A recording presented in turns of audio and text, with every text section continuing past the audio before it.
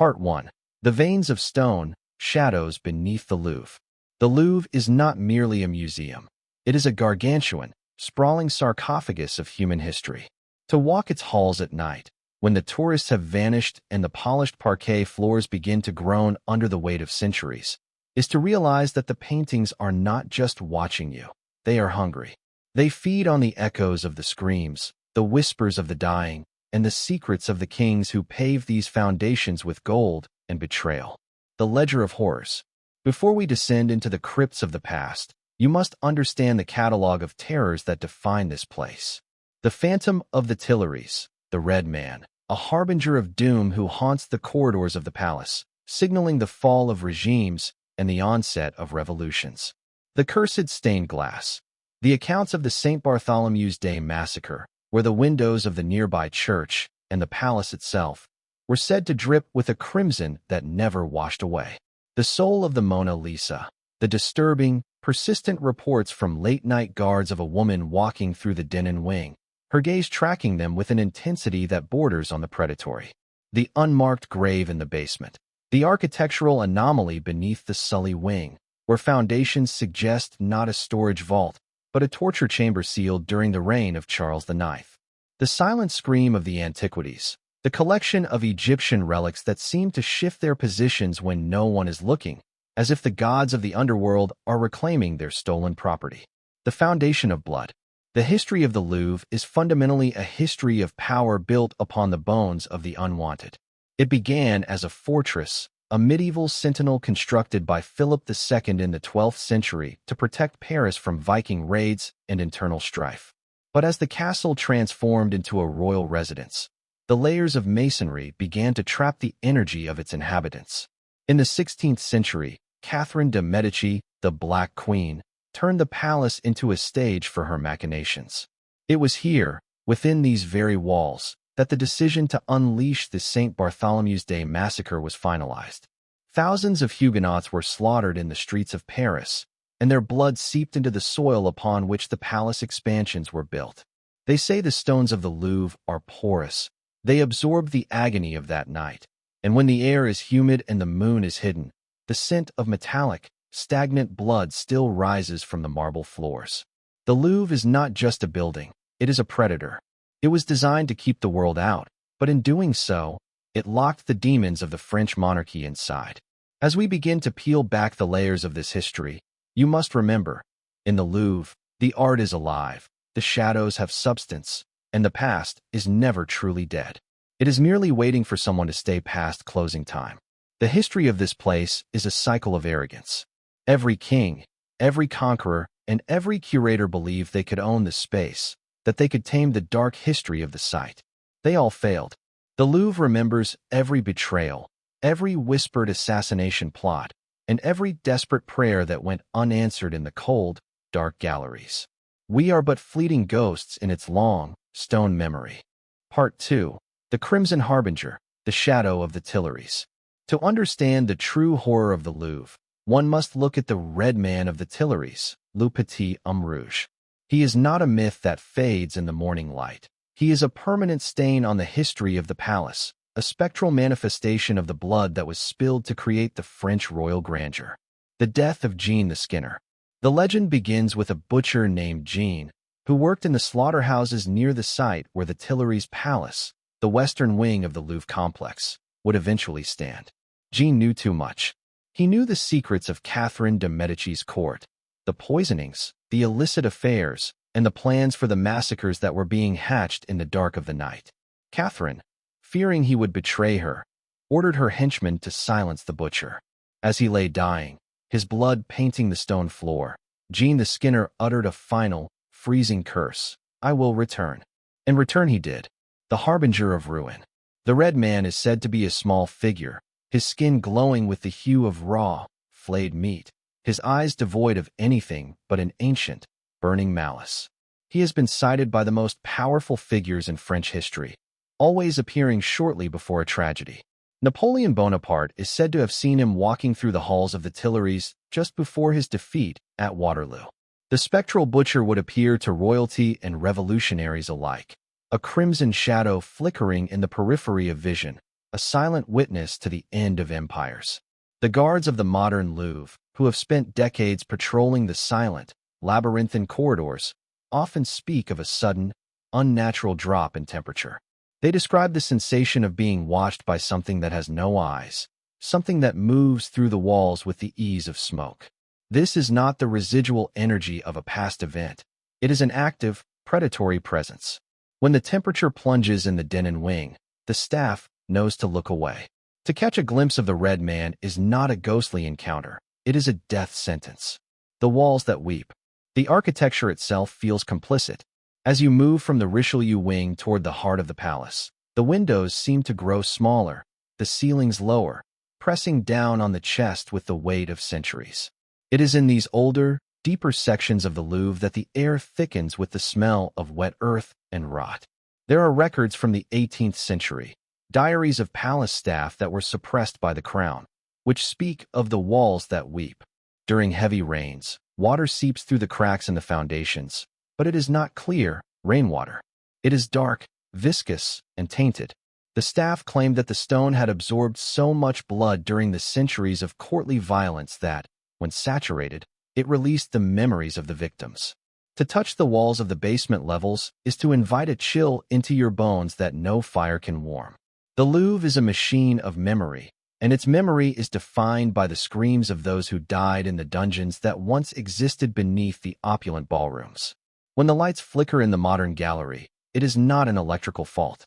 It is the palace flexing, reminding us that we are guests in a tomb that has long since stopped being a museum and started being a predator. Part 3. The Cursed Relics, the Hunger of the Ancients. If the palace walls are soaked in the blood of the living, the galleries are haunted by the wrath of the dead. Nowhere is this more apparent than in the Egyptian Antiquities wing. These items were not curated. They were plundered, torn from the sanctity of tombs and burial chambers where they were meant to rest for eternity. When you steal from the gods, they do not just lose a possession, they lose their peace. The Awakening in the Den and Wing. There are countless reports from the late 19th and early 20th centuries of guards finding the statues of Egyptian deities moved from their pedestals. It is not a matter of a few centimeters. Often, a massive basalt statue of Sekhmet, the lion-headed goddess of war, will be found facing the opposite wall or turned toward the entrance of the gallery, as if it were guarding against an intruder.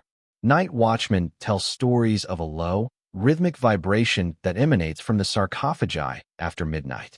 It is a sound like a heartbeat, slow and heavy, resonating through the cold stone floors. Those who have lingered too long in the presence of the mummies have reported a profound sense of psychological decay, an overwhelming urge to lie down in the display cases and never wake up. It is as if the objects are projecting their own eternal state of stasis onto the living. The disappearances of the forbidden vaults. Beneath the public gaze of the museum lie miles of tunnels, the forgotten veins of the Louvre. These were not built for storage. They are the remnants of the medieval fortress of Philip II. In the 1920s, an architect tasked with inspecting the structural integrity of the foundations vanished without a trace. His lantern was found in a narrow, bricked-up corridor, still burning, but the man was gone. There were no exits, no signs of struggle, only the smell of incense. The same incense used in ancient embalming rituals. Subsequent investigations into the area were halted abruptly by the administration. They claimed the structure was unstable, but the staff knew the truth. There are parts of the basement where the geometry of the architecture is simply wrong. Angles that should meet do not. Hallways that should be straight curve into impossible loops. It is whispered that the Louvre is expanding internally, consuming its own foundation, building new rooms out of the psychic residue of the horrors committed above ground. The cursed portraits. Even the art is not what it seems. There are portraits in the Richelieu wing that visitors are forbidden to photograph, not because of copyright, but because of the glitch effect. Multiple independent researchers have noted that in long-exposure photographs of these specific paintings, the subjects appear to change their posture. A woman sitting in a chair in one frame is standing by the window in the next. A man holding a goblet in the first becomes a man holding a dagger in the second. The most infamous is the portrait of the weeping nobleman. It is said that anyone who stares into the eyes of the subject for more than a minute will feel a sudden, sharp pain in their own chest, as if a blade has pierced their heart. It is a sympathetic resonance. The painting is a tether to a moment of excruciating, violent death, and it demands that the viewer share in that agony. The museum archives hide the reports of visitors who were found unconscious in front of this painting, their skin pale, their pulses barely detectable, clutching their chests in their sleep. The Louvre does not just house history. It demands a tribute of vitality from those who dare to observe it too closely. Part 4. The Alchemists and the Occult, Secrets of the Sun King. Long before the Louvre became a museum, it was a focal point for the occult. During the reign of Louis XIV, the palace was a hive of clandestine activity. While the Sun King dazzled the world with his splendor, his courtiers were involved in the Affair of the Poisons, a series of scandals involving black magic, occult sacrifices, and the selling of potions to those who wished to hasten their rise to power. The Chamber of Incantations. Deep beneath the Pavillon de l'Horloge lies a room that does not appear on any modern blueprint. Access to it is restricted to the highest levels of museum security. It is said that in the 17th century, this room was used by an alchemical circle that attempted to manipulate the fabric of time and mortality. The walls are covered in etched sigils that defy linguistic identification. They seem to writhe when viewed from the corner of one's eye. Occultists who have gained illicit access to these subterranean levels claim that the room is a thin place, a point where the boundary between our reality and a darker dimension is dangerously frayed. The sacrifices performed there were not meant to appease gods, but to feed the stone. The belief was that if the structure of the Louvre were kept saturated with enough spiritual and physical energy, it would become a living vessel capable of holding the collective consciousness of the French monarchy long after their deaths. The modern manifestations. In the present day, the Louvre is heavily surveilled, yet the cameras often fail at the most critical times. There are blind spots in the security footage, segments of recordings where the video becomes nothing but static, or worse, where figures appear that cannot be explained. Guards patrolling the Denon wing have reported seeing the Louvre ghost, a tall, shadow-like entity that walks through the heavy mahogany doors without opening them. There is a specific phenomenon known among the night staff as the Scream Gallery.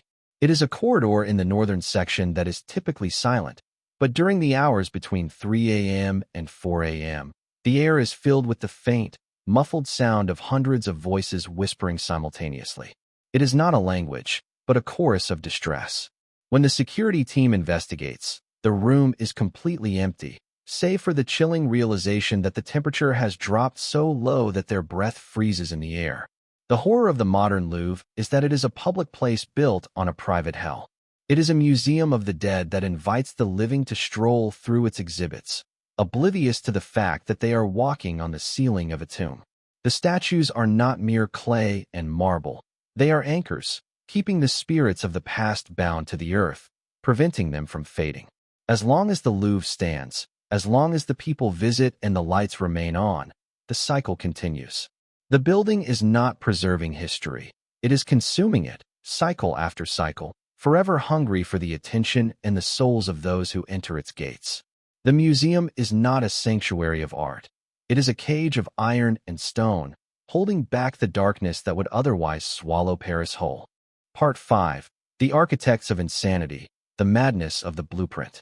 The physical layout of the Louvre is not a product of logic. It is a manifestation of collective psychosis. Every architect who has attempted to expand, renovate, or modernize the palace has succumbed to a peculiar form of mental degradation. This is not mere coincidence. The building demands a toll, and it takes its payment in the sanity of those who seek to impose order upon its chaotic, multi-layered history. The blueprint of despair. Take the case of the late 19th century renovator, whose private journals were recovered decades later from a hidden compartment behind a library shelf. He wrote of the shifting corridors. He complained that every time he drafted a map of the subterranean levels, the lines would change by morning. He spoke of corridors that existed only at night, passages that would open during the full moon and seal themselves by dawn. He believed that the Louvre was constantly reorganizing itself to hide something that resided in the spaces between the walls. His final entry was a single sentence, written in a hand that was barely recognizable. The stones are hungry, and they know my name." He was found weeks later, wandering the streets of Paris, unable to speak, his eyes constantly darting toward the shadows, as if he were still being hunted by the architecture itself. The labyrinthine trap. Why is it that guards who have worked in the Louvre for 30 years still manage to lose their way in the basement levels? It is not due to poor signage. It is because the geometry of the palace is non-Euclidean. There are staircases that descend further than the foundations of the building should allow, and halls that stretch into impossible distances, defying the physical dimensions of the exterior walls. Staff members have reported reaching the end of a corridor only to find themselves exactly where they started, as if the museum were a loop, a closed system designed to keep intruders in and the residents in. There are rumors of the Lost Night Shift, a group of 5 security officers in the 1970s who entered the Sully basement to investigate a tripped alarm and never returned. The official report cited an electrical malfunction, but those who were on the scene whispered that they had simply stepped into the wrong room, and the door had disappeared behind them. The psychological toll. The Louvre exerts a subtle, terrifying influence on anyone who stays too long. It is a place of profound silence, broken only by the settling of the building. But to the sensitive, this silence is heavy with intent. People describe a feeling of psychic suction, as if the thousands of paintings, artifacts, and relics, all of them once belonging to dead souls, are drawing the warmth and life out of the observers. This is the hidden cost of the museum's prestige. We stare at the masterpieces, we admire the craftsmanship of the antiquity, but we are actually participating in a ritual of consumption. Every year, millions of people visit the Louvre, and each one leaves behind a small fragment of their own emotional energy, unknowingly feeding the ancient, stone beast that is the palace. The museum is a giant vacuum of human experience, hoarding the collective misery and awe of centuries, ensuring that it remains the most powerful and most haunted place on earth. Part 6. The Greed of Thieves and the Paintings That Breathe. The Louvre is not just a repository of art. It is a repository of souls. The paintings that grace its walls are not mere pigment on canvas. They are vessels. Throughout the centuries, many have tried to steal these treasures, driven by greed or a desire to own a piece of history. None of them succeeded in their true goal, for the Louvre does not allow its property to leave. The Curse of the Taken. In the early 1900s, a daring thief attempted to spirit away a small, obscure portrait from the Denon wing. He was found the next morning in the courtyard, alive but catatonic. His pockets were empty, and his hands were stained with a dark, oily pigment that defied chemical analysis. It was as if the paint from the canvas had liquefied and fused to his skin. He never spoke another word. When the physicians examined him, they claimed his neural pathways had been overwritten, as if someone had projected a life of torment directly into his brain. The story was covered up, but the museum staff know the truth. You do not steal from the Louvre. The items are bonded to the space through centuries of ritual and bloodshed. To remove an artifact is to break a seal, and the price is the thief's own existence. The Gallery of the Shifting Faces. Visitors often describe a sensation of vertigo when walking through the Grand Gallery. It is here that the portraits seem to observe the living with a curiosity that is distinctly unhuman. There is a specific painting, the portrait of an unknown lady, that is avoided by the night staff. They report that her expression changes based on the mood of the viewer. If you are anxious, she looks mocking. If you are grieving, she appears to weep with you. More disturbingly, some observers have reported that the eyes of the subjects follow them not just across the room, but into the reflection of the glass cases. There are documented, though hushed, cases of individuals who claimed that the figures on the walls spoke to them, whispering secrets of their own pasts, secrets that the visitors had never told another living soul. The paintings are not just images, they are mirrors of the conscience. They draw out the darkest parts of the observer's psyche and reflect them back, amplified, until the victim is forced to confront their own inner demons. The artifacts that hunger. The Egyptian collection is particularly notorious for this.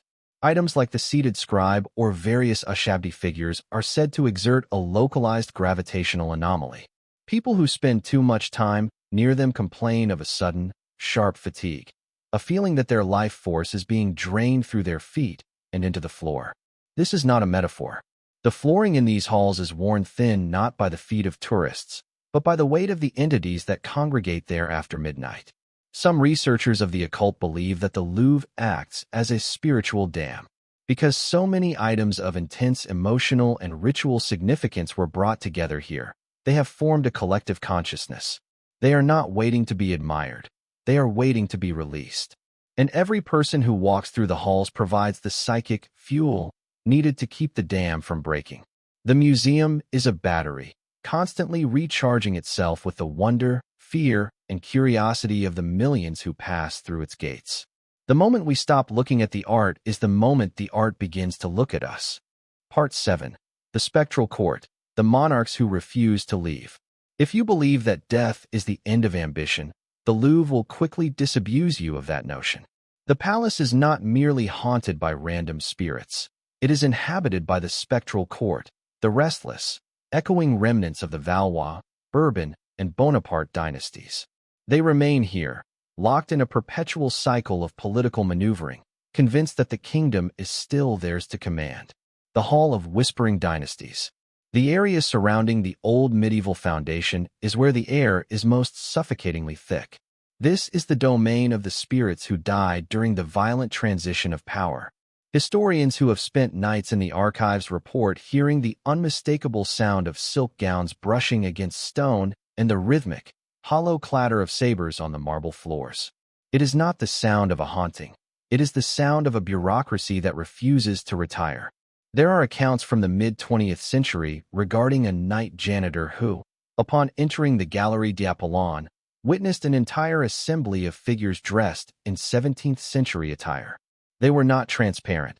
They were vivid, intense, and occupied with a heated, silent debate. When the janitor froze in terror, one of the figures, a man with the unmistakable silhouette of a king, turned to look at him. The janitor did not just see a face. He felt a sudden, crushing weight of authority that forced him to his knees, his mind flooded with the memory of an execution he had never witnessed. He did not quit his job. He went mad, repeating the same lines of an old, forgotten court protocol until his death. The ghost of the Queen's Closet. Catherine de' Medici, the architect of so much suffering, is said to still pace the halls of her old private apartments. She is not a woman who finds peace in death. She is a woman who finds her work unfinished. Many have claimed to feel a sharp, cold pressure on their shoulders, a touch that feels like icy, skeletal fingers, when they linger too long in the section of the palace she once ruled. It is a warning, an assertion of ownership. The Queen of France still surveys her palace, and she does not take kindly to the modern rabble, who now wander through her home with cameras and snacks. The conflict of the dead. What makes the Louvre truly horrifying is the realization that the spirits are at war with one another. There are zones of conflict, in the museum where the atmosphere is perpetually hostile.